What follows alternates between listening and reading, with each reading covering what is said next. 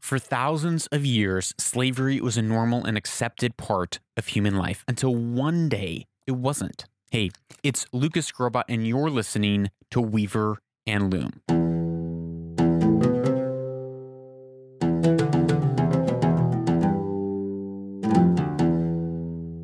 Welcome to Weaver and Loom. Thank you so much for being here.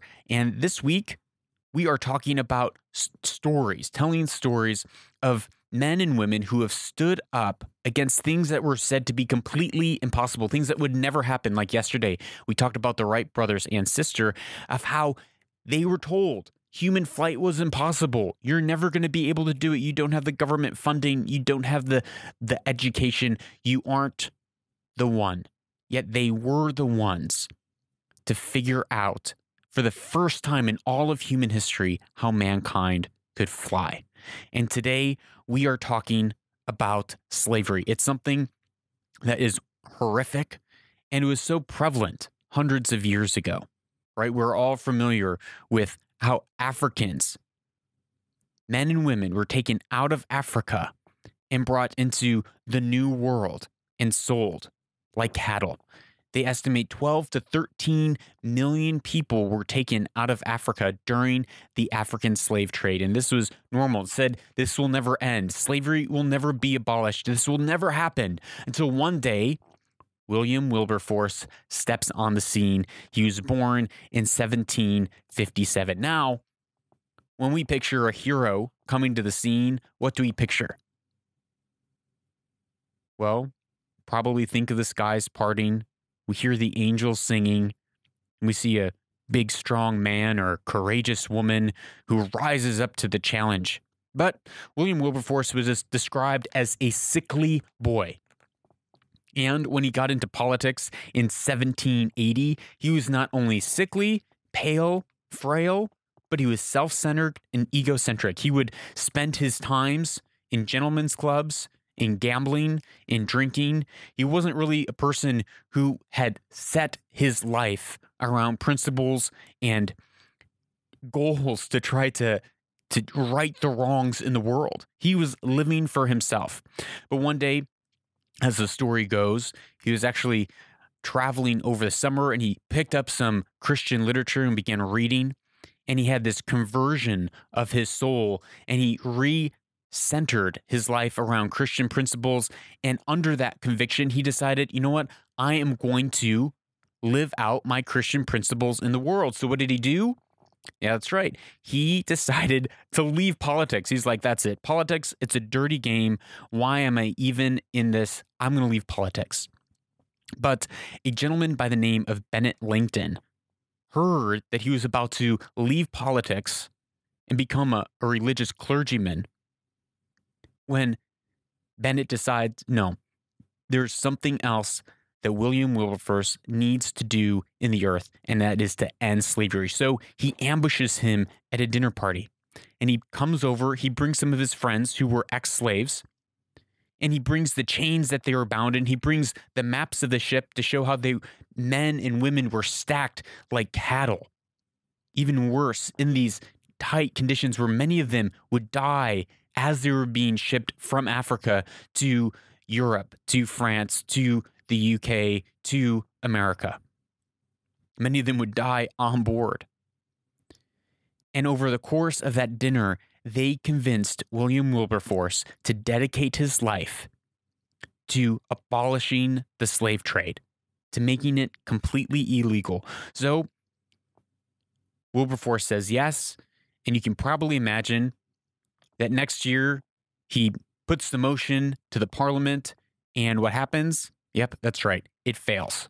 Okay, probably, second time. Tries again, it fails. Third time's a charm, right?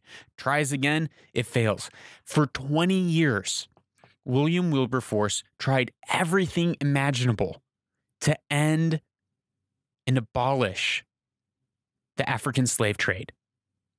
It took him 20 years until 1807 to finally put the nail in the coffin and abolish the slave trade, the African slave trade. But here's the thing. The African slave trade being abolished did not mean that slavery was abolished. It was still legal in England, and it was still happening in the Americas and in Europe. So then what does Wilberforce do? Well, he is so consumed by living by his principles. He's so consumed about using his influence to make a change in the world for the better, to help these people's lives, that he gives himself another 19 years of laboring day and night to end and abolish slavery. In 1816, he ends up retiring, not seeing slavery abolished. He fails. After 39 years of fighting, he couldn't accomplish his goals. And it wasn't until he was on his deathbed in 1833 that he hears the news that in England, slavery was finally abolished, and 3 days later, he dies. He dies as a man satisfied knowing that he gave his all to end one of the most horrific trades of all mankind. Now, we know the stories of Abraham Lincoln, of how Abraham Lincoln stood up in America to end slavery there. And we may or may not know about modern slavery that's still happening today. You know, even though William Wilberforce did an amazing thing a few hundred years ago, today we're actually in maybe a worse place than we were then. Because then, during that time, only 11 to 12 million people were taken out of Africa. And yet today, there are 40 million people in modern day slavery. That is, there's more people today enslaved than in all of history combined. Now, this looks like sex slavery. This looks like human trafficking. This looks like sweatshops. And 1 in 4 of these 40 million are actually children. So there's 10 million children who are trapped and caught in slavery. Every 30 seconds, another person is swept up into slavery. And today, a slave only costs $90. A child slave, to buy a child slave, it only costs $5. Whereas in William Wilberforce's time, it cost $40,000. The price of a human has dropped dramatically over the last couple hundred years, and it's horrific.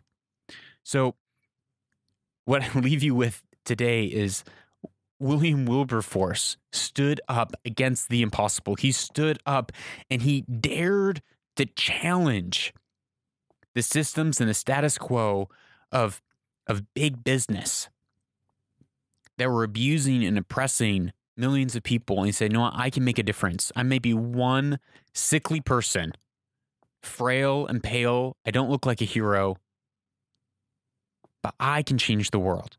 I can make a difference." And I want to challenge you and put to you today to remember that there are still 40 million people in slavery, and you and I can make a difference. So if you're interested to learn more about what's happening globally on this matter, there are some links in the show notes where you can learn, you can see some statistics, you can find out how to get involved. But I want you to remember that it requires people like you and I to stand up to make a difference in the world. So thank you for listening. Please, if you have any questions about this episode or any episode of in the Future or Weaver and Loom, I would love to hear your questions. You can send them to me at lucasgrobot.com or even DM me on Instagram. I would love to answer you there. And if you ask a question, I will put your question right here on the podcast. Also, please, if you are listening to this, would you share it with a friend that they might listen to it with you